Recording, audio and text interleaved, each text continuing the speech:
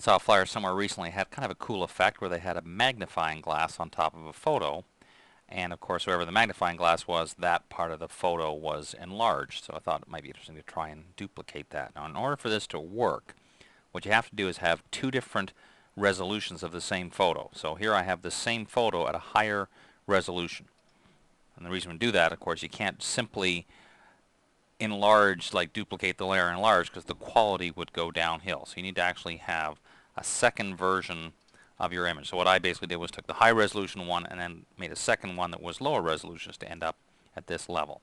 So here's what we're going to do. We're going to take this big one and drag it down below. So we have the original enlarged version and then our two magnifying glasses that are linked together. What I did was basically made the magnifying glass, cut a hole through, and then made a drop shadow, link them together just so they can move like this as if they were one. But what we need to do is try and make it so that the enlarged part is only visible inside this area. So first of all, I'm going to move this zebra down a little bit so it kind of looks better. And then we'll see in a moment how we can make this exactly where we want. So all you simply do, it's very simple actually once you got to this point. Setting it up, finding a magnifying glass and so on is often the hard part.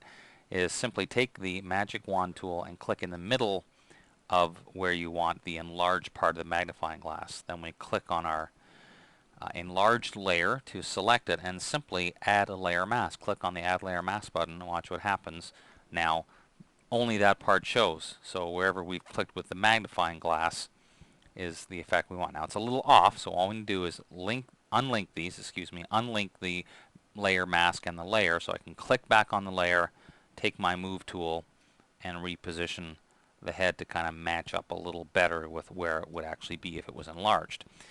Now that's kind of the effect, but just wanted to also show you that the nice part of doing it this way is that we're not stuck. In other words, if we decide that we really want to magnify a different area, for example over here, obviously when you do that it doesn't work anymore because that magnified area isn't matching up. So all we simply have to do is basically repeat those last steps. You click on the layer mask, fill it with black to hide it completely, then simply take the magic wand again, click on the inside of our magnifying glass, click back on the layer mask, and then fill that with white.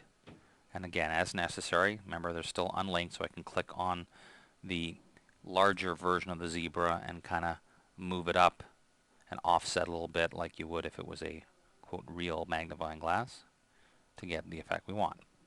So as you can see, kind of a cool idea, and basically by doing it this way it gives you a little bit of flexibility so you can play around with the positioning of the magnifying glass to magnify a different area.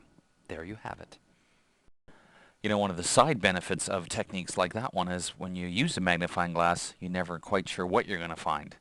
I'm Dave Cross. We'll see you next time.